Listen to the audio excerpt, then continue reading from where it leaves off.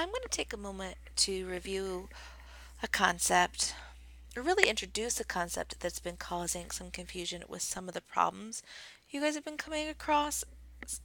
I think there was some in the Khan Academy rates problems too, and there'll be some when you're dealing with the problem set on rational numbers, but it's really reviewing the difference between something called a direct proportion, which is really what we've been focusing on in all our lessons.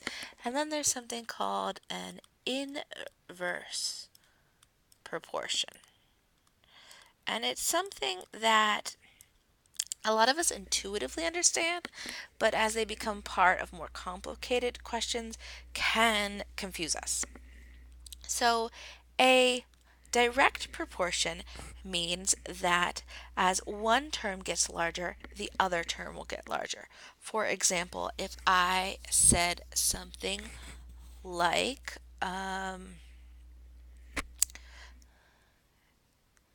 every student completes two problems.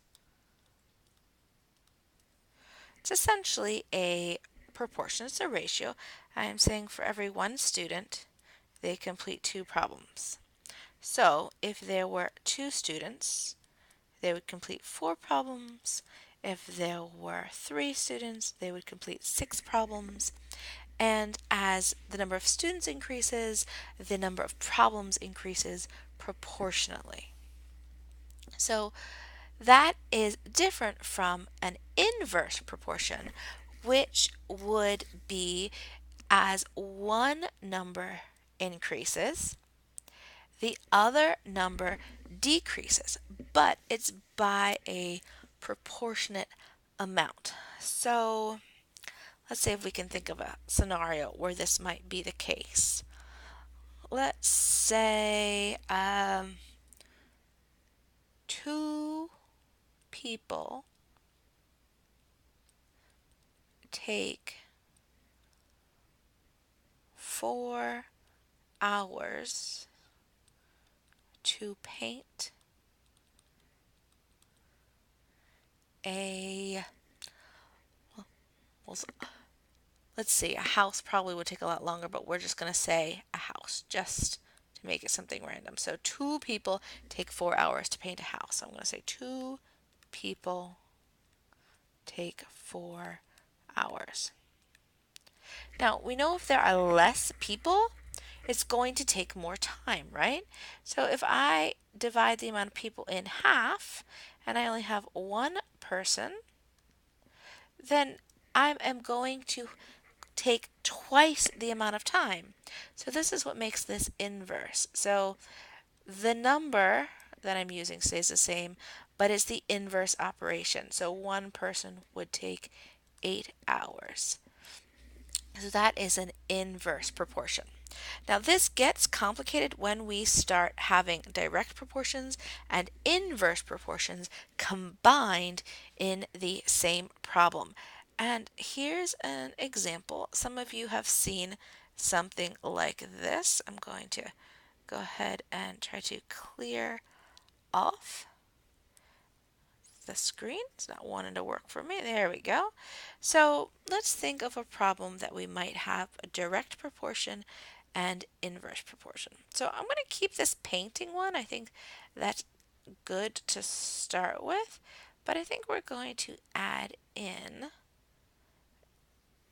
maybe the number of houses. So I might want to change our numbers a little bit. Let's say um, it takes, let's make it 4 people, 8 hours to paint 2 houses. So we really want to make sure we can identify what's inverse and what's direct because it will help us to be able to solve questions like how long will it take 2 people to paint 4 houses? So I've got half the amount of people, but twice the amount of houses. Okay, well, let's kind of break down that information. So I know it will take me people, hours, houses. Even if my handwriting is not nice and neat, I'm still going to make sure I carefully label because I want to be able to go back and use this information. So it takes me 4 people, 8 hours to paint 2 houses. Well, what would happen if I only painted one house? Okay, I've got the same amount of people, right? That hasn't changed. But if I have half the amount of houses I'm painting, it's going to take half the amount of time. So hours and houses are direct. As I have the amount of houses, I'm going to have the amount of hours. Okay, so that gives me some information there I can use. Let's see, but I want to paint 4 houses.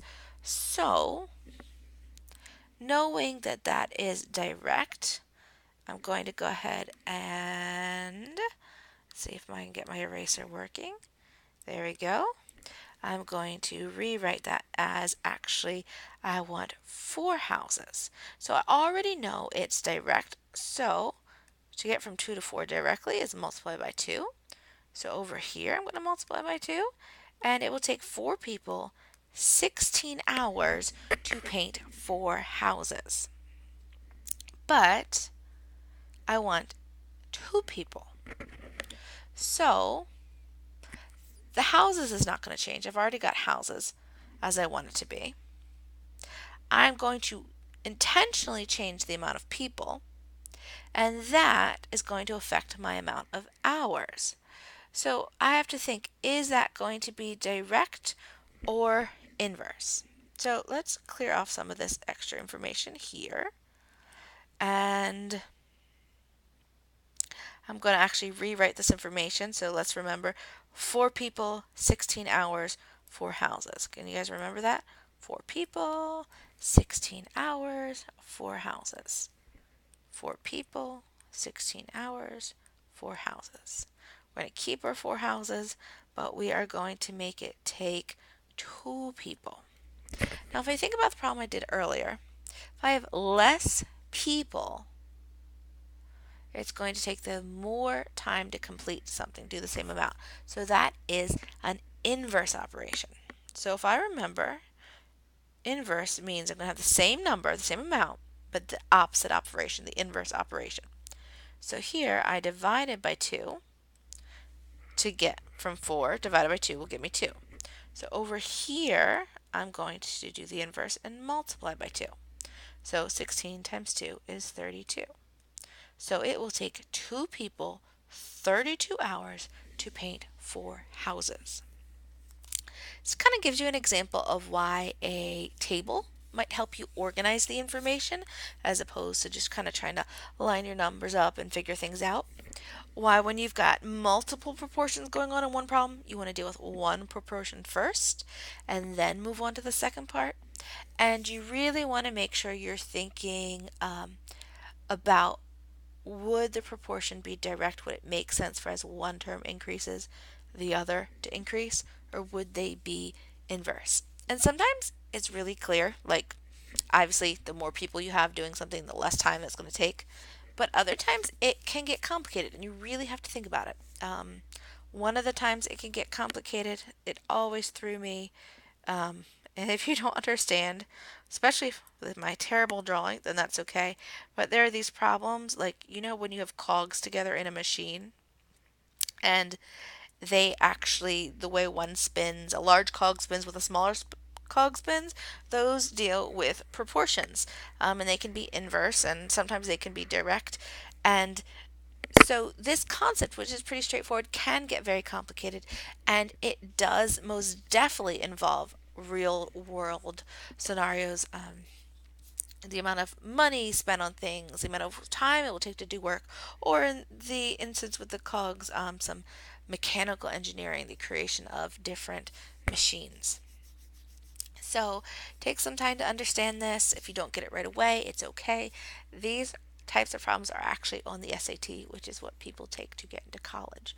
So you've got some time if you don't get it right away, but definitely worth thinking about and considering trying to build that understanding.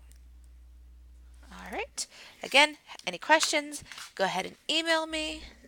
Otherwise, keep on productively struggling. Um, Take notes, use those notes, talk to your peers, watch the videos, Google, whatever you need to do to learn something. You've got this, but you're in charge of your education. Nobody can do it for you.